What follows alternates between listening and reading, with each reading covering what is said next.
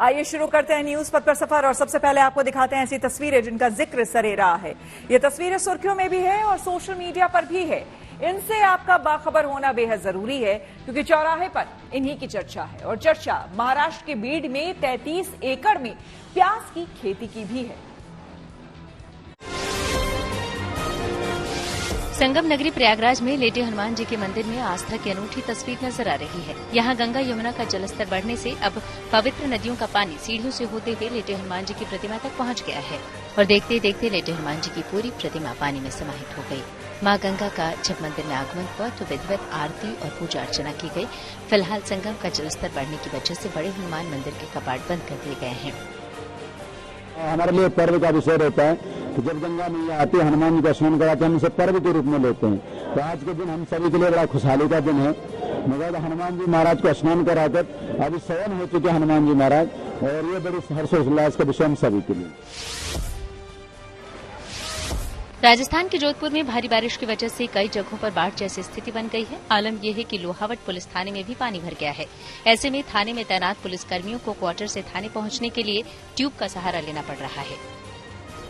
हालांकि थाने में बारिश का पानी रोकने के लिए गेट पर रेत की बोरियां रखी हुई हैं, लेकिन बाढ़ और बारिश के आगे पुलिस भी लाचार और बेबस नजर आ रही है। पुणे में बीच सड़क पर एक पिकअप काफी देर तक बिना ड्राइवर के चलती रही। बताया जा रहा है कि पुणे नगर निगम का ये पिकअप रिवर्स गियर में चलने लगा और काफी देर तक सड़क पर पीछे की ओर चलता रहा, जिसका दूसरी तरफ से जा रहे बाइक सवारों ने वीडियो भी बना लिया। हालांकि कुछ दूर तक चलने के बाद पिकअप सड़क के डिवाइडर से टकराकर रुक गई।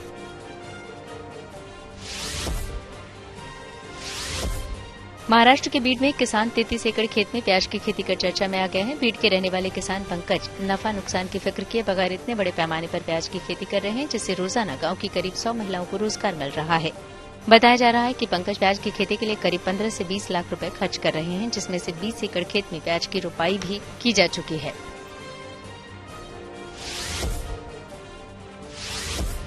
चर्चा है कि पराग्वे की 20 साल की तैराक लुआना अलोंसो को ज्यादा सुंदर होने की वजह से पेरिस ओलंपिक से बाहर कर दिया गया है और उन्हें ओलंपिक विलेज में कमरा खाली कर ओलंपिक छोड़कर वापस अपने देश लौटने को कहा गया है। बताया जा रहा है कि पराग्वे के ही कुछ खिलाड़ियों ने लुआना की सुंदरता को लेकर शिकायत की थी और कहा था कि लुआना इतनी खूबसूरत है कि वो खेल पर ध्यान नहीं लगा पा रहे हैं। जिंदगी का सफर सुहाना हो, इसके लिए सावधान रहना जरूरी है। रोजमर्रा की आपाधापी में कुछ देर बैठकर सोचना समझना भी जरूरी है कि आपके आसपास क्या हो रहा है और जो कुछ हो रहा है उससे हमारी जिंदगी, हमारा परिवार कैसे प्रभावित हो सकता है। इसलिए हॉर्न बजाकर बाखबर करने वाली खबर जरूरी होती है। और आज की ये खबर चलती कार के सनरूफ पर हो रही अश्लील हरकत से जुड़ी है। उत्तर प्रदेश की राजधानी लखनऊ में चलती कार में एक कपल ने मर्यादा की सारी हदें पार कर दी। वो कार के सनरूफ से बाहर निकलकर अश्लील हरकत करने लगे और पीछे चल रही किसी कार वाले ने इसका वीडियो बनाया जो कि सोशल मीडिया पर जमकर वायरल हो रहा है। वायरल वीडियो ने सोशल मीडिया पर लोगों को नाराज भी कर दिया। कई लोगों ने इस कपल पर शहर की संस्कृति और शिष्टाचार की प्रतिष्ठा को धूमिल करने का आरोप लगाया और पुलिस प्रशासन से कड़ी कार्रवाई की मांग कर रहे हैं। ऐसे में जरूरी है कि सार्वजनिक स्थलों पर ऐसी अश्लील हरकत करने वालों से खुद भी सतर्क हो जाएं और दूसरों को भी सावधान करने के लिए हॉर्न बजाएं।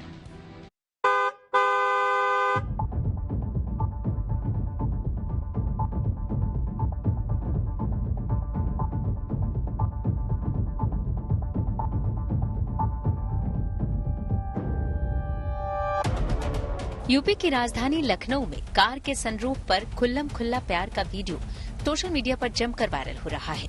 इस वीडियो के सामने आने के बाद पुलिस हरकत में आई है।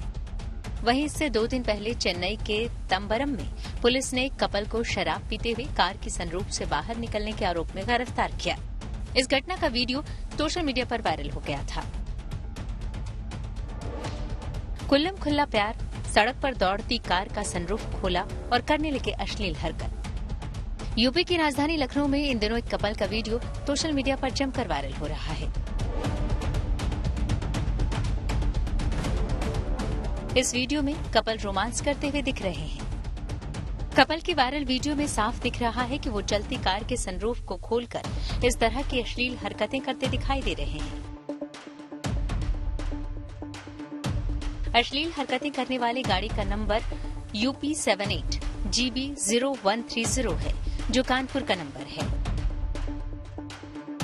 इस कार में सवार लड़की और लड़के की हरकत को लेकर लोग कई तरह के सवाल खड़ा कर रहे हैं।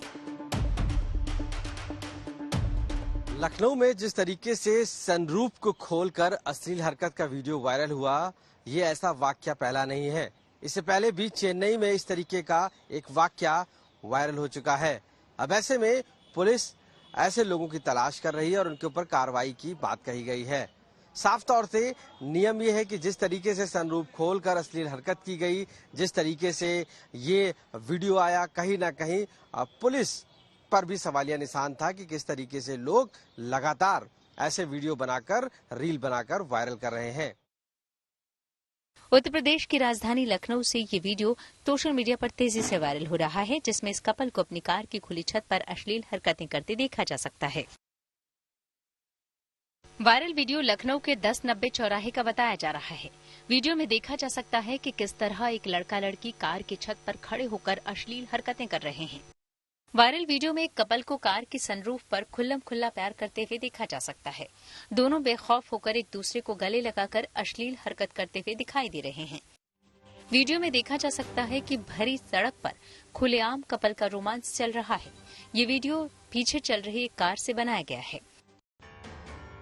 ये वीडियो 1090 चौराहे से मुख्यमंत्री चौराहे तक, यानी लगभग 2 किलोमीटर की दूरी पर गाड़ी चलाते हुए बनाया गया है। अब ये सोशल मीडिया पर तेजी से वायरल हो रहा है। इस तरीके से सनरूफ को लोग कार में खोलकर रील्स बनाते हैं, स्टंट करते हैं, और अभी एक वीडियो वायरल हुआ जिसमें अश्लील हरकतें करते हुए पाए गए थे। कितना आपको लगता है चीजें ये सही है या गलत है? ये बेहद गलत चीज है, क्योंकि मान लीजिए रास्ते में जा रहा है, कोई भी आदमी जा रहा हो, पारिवारिक लोग जा रहे हैं, साथ में ये चीज अगर ये खोल के जा रहे हैं, कोई भी रील बना रहे हैं, मतलब ये कितना एक्सीडेंटल हो सकता है। ये बिल्कुल गलत है, ये ऐसा बिल्कुल भी नहीं होना चाहिए, कानून के खिलाफ है। एक तो रोड सेफ्टी के लिए एकदम ये सेफ नहीं है, दूसरी चीज ये है कि कानून के भी खिलाफ है। हम परिवार के साथ जा रहे हैं और कैसे जा रहे हैं ये थोड़ा देखना चाहिए।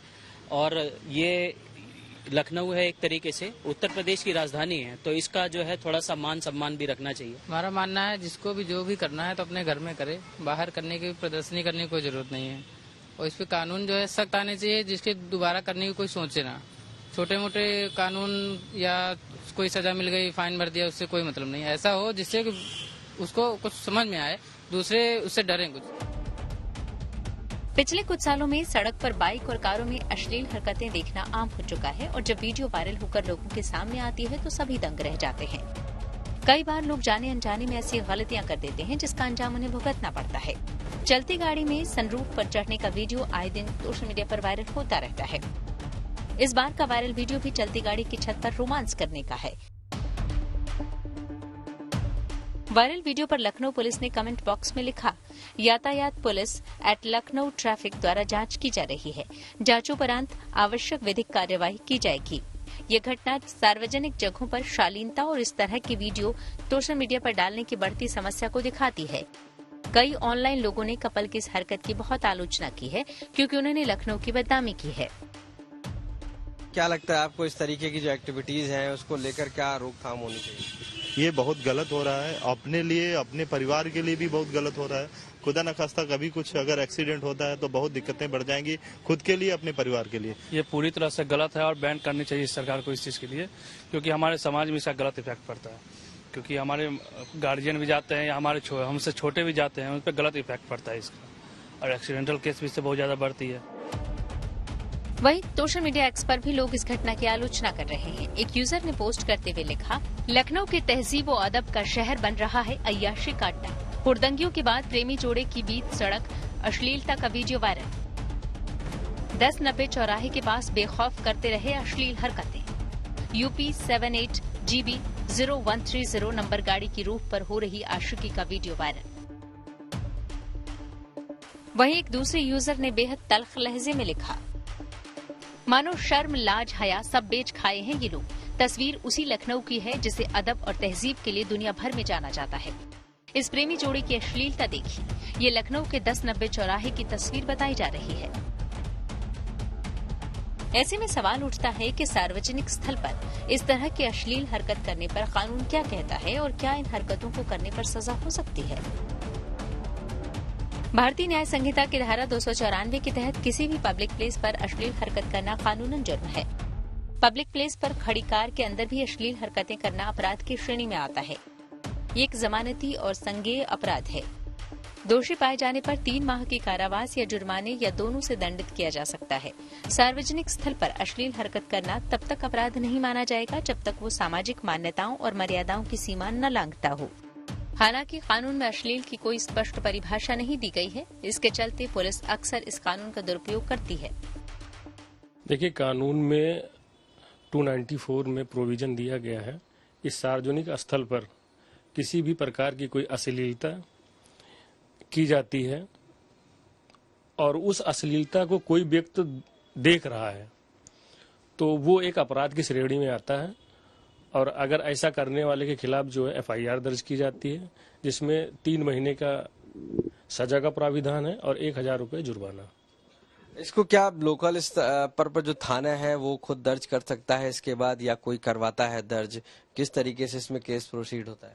देखिए, जो घटना स्थल होगा उस घटना स्थल के थाने के एम्बिट में जो भी आएगा वहां का कोई भी पुलिस कर्मचारी कर सकता है, या जो व्यक्ति देखकर आहत हो रहा है उस व्यक्ति द्वारा भी FIR कराई जा सकती है। कुछ लोगों ने पुलिस से कहा है कि ऐसे लोगों पर कड़ी कार्रवाई होनी चाहिए। वहीं इस मामले में पुलिस की ओर से कहा गया है कि सोशल मीडिया में वायरल हो रहे वीडियो को संज्ञान में लिया है और मामले की जांच की जा रही है।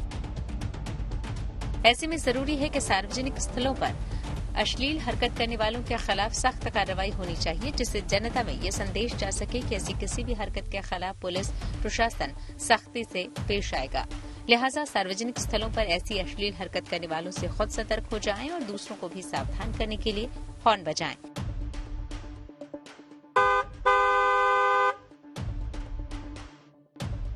लखनऊ से Ashish Shrivastava, good news today.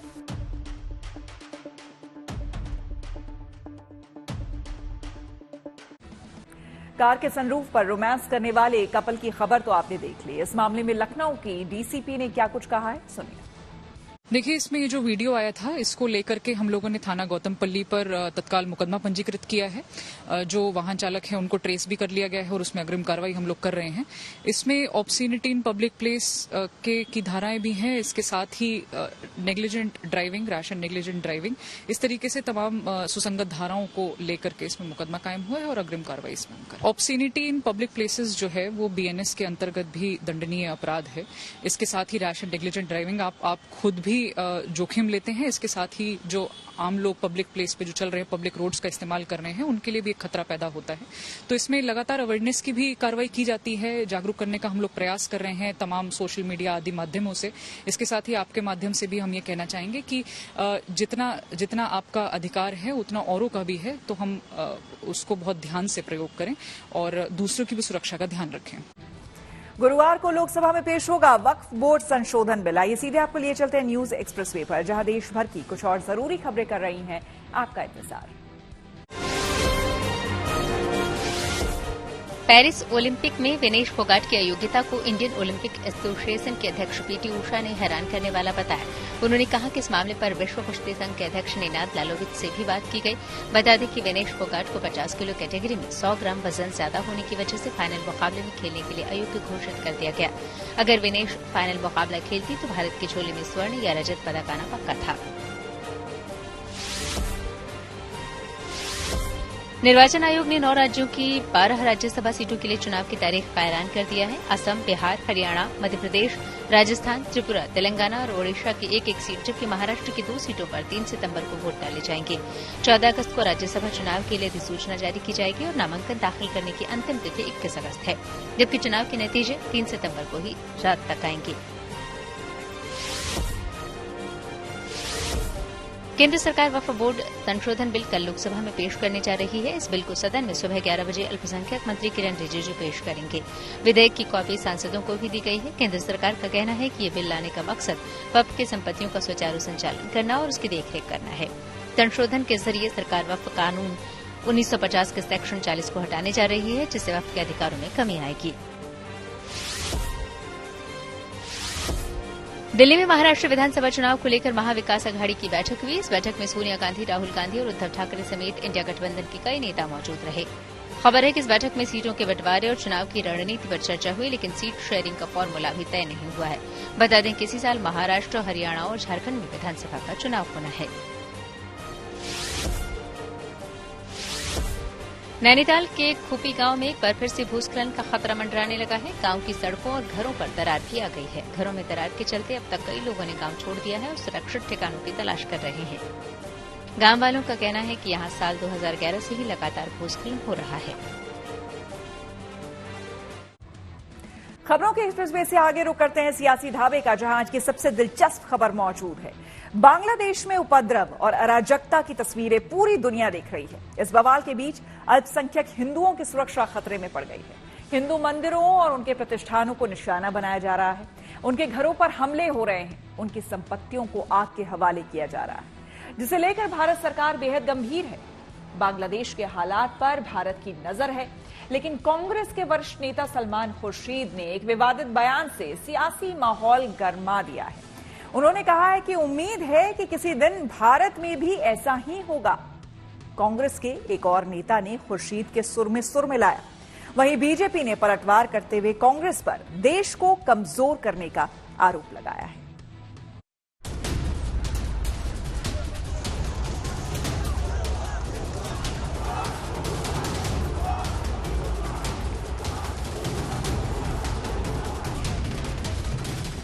Bangladesh में उपद्रवियों के उत्पात से बिगड़े हालात के बीच जब शेख हसीना देश छोड़कर भागी, तो आवाम ने लूटपाट और तोड़फोड़ करना शुरू कर दिया।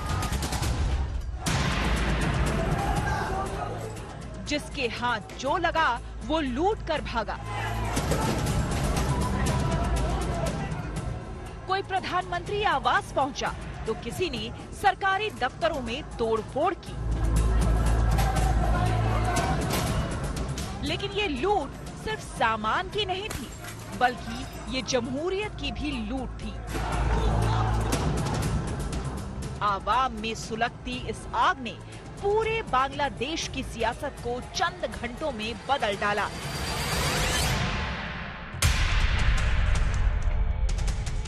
बांग्लादेश का सियासी समीकरण बदला तो पड़ोसी देश होने के नाते भारत की चिंताएं भी बढ़ी।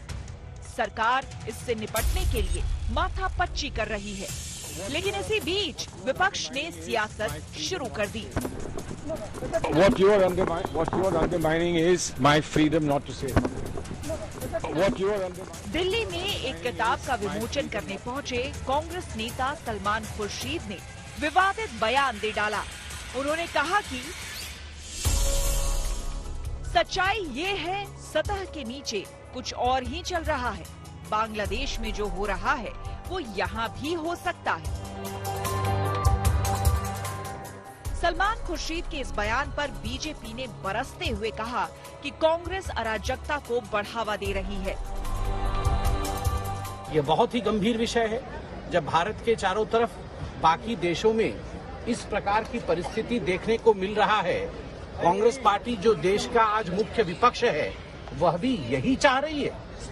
चुनाव में जीत नहीं पा रहे हैं, तो चुनाव में जीत नहीं पाने के कारण अपना खींच बैक गेट से इस प्रकार की अराजकता को फैला करके हिंदुस्तान को बर्बादी की ओर लेने की कोशिश जो कांग्रेस पार्टी की है वो आज जनता के सामने उजागर हो चुकी है। लोग जो है वो हर क्राइसिस में कम्युनल क्रिमिनल कारीगरी के जो है वो सूरमा बनते हैं और इस तरह की कम्युनल क्रिमिनल कारीगरी के जरिए भय और भ्रम का भौकाल खड़ा करने की कोशिश करना, उसके अलावा फेक फैब्रिकेटेड फोबिया के जरिए, फैंटेसी के जरिए देश के माहौल को खराब करना, ये कोशिश करते रहे। तो ये मानना पड़ेगा कि कैलाश जादूगर है। हैरानी की बात ये है कि कांग्रेस नेता सज्जन सिंह वर्मा ने भी खुर्शीद के सुर में सुर मिलाया। उन्होंने कहा कि अगर हमारे देश में भी ऐसे हालात रहे तो यहाँ भी बांग्लादेश जैसा हाल हो सकता है। बांग्लादेश की जनता शेख हसीना की गलत नीतियों की वजह से बांग्लादेश की सरकार की गलत नीतियों की वजह से कल प्रधानमंत्री आवास में घुस गई, राष्ट्रपति भवन में घुस गई। याद रखना नरेंद्र मोदी जी, एक दिन जनता जितने सड़क पे हिलोरे दे रही है, एक दिन तुम्हारी गलत नीतियों से तुम्हारे प्रधानमंत्री निवास में घुस जाएगी, कब्जा कर लेगी। अभी श्रीलंका में हुआ, पहले श्रीलंका में जनता प्रधानमंत्री के घर में घुसी, अब बांग्लादेश में घुसी। भारत का नंबर है। मैं जानता हूं कि राहुल गांधी के इशारे पर ही आज सलमान खुर्शीद ने देश को चेताने का काम किया है, लेकिन भूले नहीं सलमान खुर्शीद साहब, राहुल गांधी इस देश में जब जब कोई औरंगजेब बनने की कोशिश किया है तो महाराणा प्रताप भी आए। जब मामले ने तूल पकड़ा तो इंडिया ब्लॉक ने कहा कि विपक्ष सरकार के साथ है, पर कथनी और करनी में फर्क दिखा। विपक्ष के नेता इस मुद्दे पर लगातार सियासत कर रहे हैं। बहुत संवेदनशील मुद्दा है ये। हम ये चाहते हैं कि इस पे किसी किस्म का कोई भड़काऊ बातें ना हो, किसी किस्म का कोई तनाव ना हो। ये एक तरफ से खतरे की घंटी भी है, इसलिए हैंडल विथ केयर सिचुएशन है ये, और बहुत समझ पूछ कर, बहुत संभल कर इस मामले में पूरा में विपक्ष भी, मैं समझता हूँ इंडिया ब्लॉक है, विपक्ष है, वो भारत सरकार के और भारत सरकार के साथ है इस घड़ी में। मुझे लगता है कि बांग्लादेश से हमें ये सबक सीखना चाहिए कि तानाशाही का ज्यादा वक्त नहीं होता है, और लोगों के खिलाफ जो आप पॉलिसी लाते हो, कानून लाते हो, उससे आखिरकार लोग एक बार तंग होके उनके बर्दाश्त का जो पैमाना है वो टूट जाता है, छलक जाता है, और फिर शेख हसीना की तरह आपको भागना पड़ता है। सियासत में जो बातें हो रही हैं, उनमें कोई भी बांग्लादेश को लेकर जो असल मुश्किल है उसकी ओर ध्यान नहीं दे रहा। बगावत और बवाल के बीच बांग्लादेश में कट्टरपंथ सिर उठा रहा है। सरकार के बड़े अधिकारियों के इस्तीफे लिए जा रहे हैं। अगर पड़ोस में कट्टरपंथी ताकतें मजबूत हुई तो ये भारत के लिए चिंता बढ़ाने वाली बात होगी। Bureau report, good news today. News पथ के सफर में अब सोशल अड्डा का रुख करते हैं, जहां आज बात होगी दिल्ली की। दिल्ली हाईकोर्ट ने एक याचिका पर सुनवाई के दौरान एमसीडी यानी कि दिल्ली नगर निगम को कड़ी फटकार लगाई है और उसे भंग तक करने की सख्त टिप्पणी की है। दिल्ली हाईकोर्ट ने एक मां बेटे की नाली में गिरने से मौत के मामले में सुनवाई के दौरान एमसीडी को फटकार लगाई है। 31 जुलाई को भारी बरसात के दौरान दिल्ली के मयूर विहार फेज 3 इलाके में एक नाले में गिरकर मां बेटे की मौत हो गई। इसी मामले में दायर याचिका पर सुनवाई के दौरान कोर्ट ने कहा कि ये उचित मामला है, यहां अदालत को सरकार से एमसीडी को भंग करने के लिए कहना चाहिए।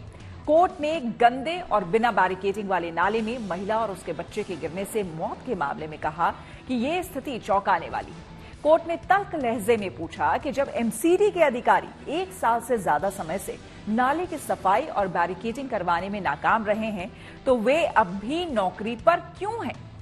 सुनवाई के दौरान हाईकोर्ट के जज एमसीडी के साथ ही डीडीए और दिल्ली पुलिस से भी नाराज नजर आए। कोर्ट ने कहा कि दिल्ली पुलिस को जिम्मेदार अधिकारियों के खिलाफ आपराधिक केस दर्ज करना चाहिए।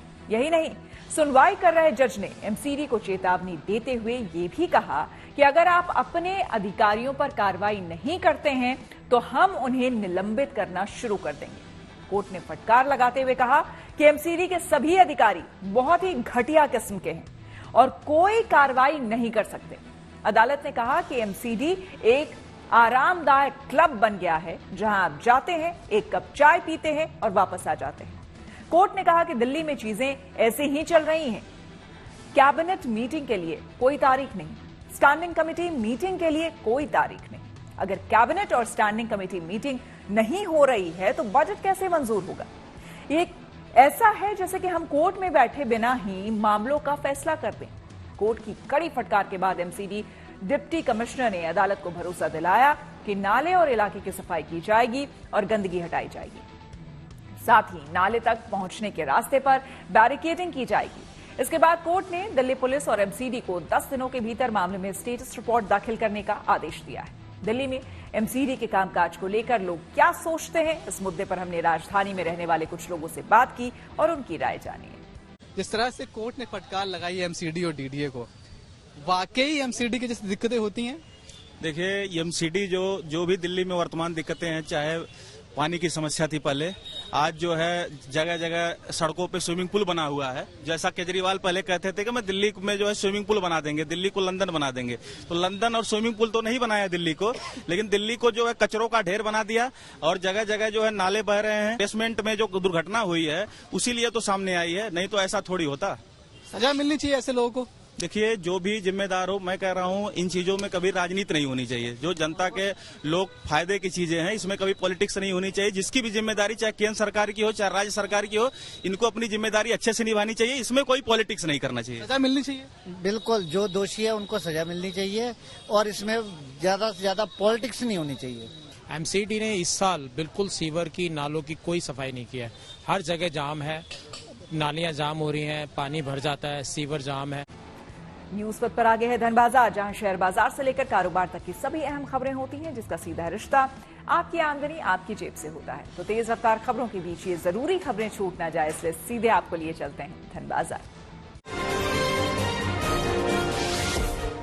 शेयर बाजार में बढ़त देखने को मिली। सेंसेक्स 875 अंक चढ़कर 79,468 पर बंद हुआ। वहीं निफ्टी भी 305 अंक उछलकर 24,297 पर पहुंच गया। बैंक, आईटी और ऑटो समेत लगभग सभी सेक्टरों के शेयरों में तेजी रही।